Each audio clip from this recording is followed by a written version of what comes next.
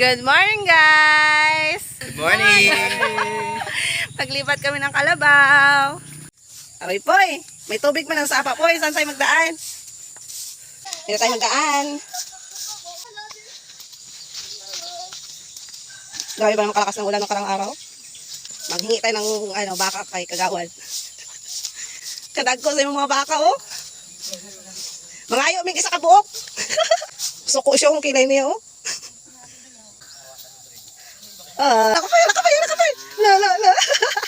Guys, ang ganda ng paligid. Wow! Where's the sun, Impoy? Up! Up! The sun is up! May point ka doon. Yan guys, so may sapa pa doon. Yan pala ang dating kuprasan. Tapos, nilipat na doon. Yan, bagong kuprasan yan.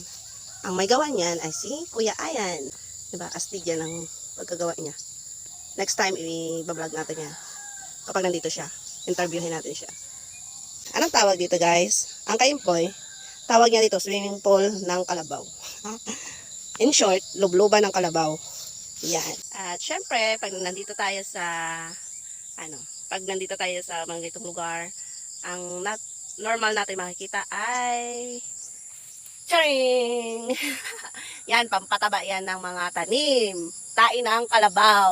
O, kada lakad mo may mga tain ng kalabaw. Ayan ang rabira ni tatay. Next time, magbablog tayo about dyan. Pero ngayon, ayan, ibablog muna natin ang paglipat ng kalabaw. Kaso, nauna na silang naglipat. Putik, Poy! Yan talaga, Poy. Someday, Poy, ikaw naman ang tagalipat ng kalabaw. Ha? Adoy! Gusto mo naman yan ang putik eh. Para maglakad-lakad ng itong umaga. Tapos yung naamoy mo, yung dahon ng, sariwang dahon, yung mga kalabaw grass. Alam mo kung ano naamoy ko? Amoy ng tain ng kalabaw, pero masarap sa ilong. Yung fresh na fresh. Hi! Mag-hi tayo pa. Baka yan nga mamaw. Oh, baby! Hi! Nag-vlog din ang dalawa, oh. Ayan, oh, ang dami ng laglag ng nyug. Pwede na tayo magkupras. Ayan. Hindi pa naiipon. Ayun, marami pa puno. Hindi pa naiipon ng mga nyug para kuprasin. Ang ganda. Fresh na fresh ang paligid. Oh, grabe naman yan. Kainong anak ba yan? Malupit sa pormahan. Ayun na, iniwan na naman tayo. Ayun guys, pauwi na tayo. Hindi pa natin nalilibot yung buong kanyugan ni tatay. Kasi mga nasa 9 stars po ito. Yung titingin ka sa langit, blue. Tapos pagtingin mo dito sa lupa, green na green. What a beautiful nature.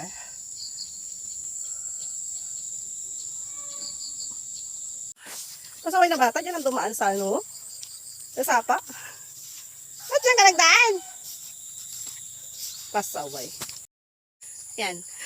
Dahil dumaan sila sa sapa, try din natin dumaan sa sapa. So, kailangan natin tanggalin ng tsinelas kasi babaon yan dyan. At taas na natin ating pajama. Bitin natin ito guys. Lang, kay madulas.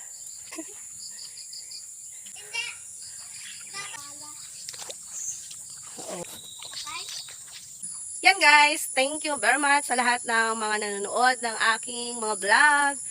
Kahit pangit ang vlog ko, okay lang, bahala kayo dyan. Pero thank you sa lahat ng mga supporters ko po. Sa lahat ng followers ko, thank you very much. See you in my next video. Bye-bye!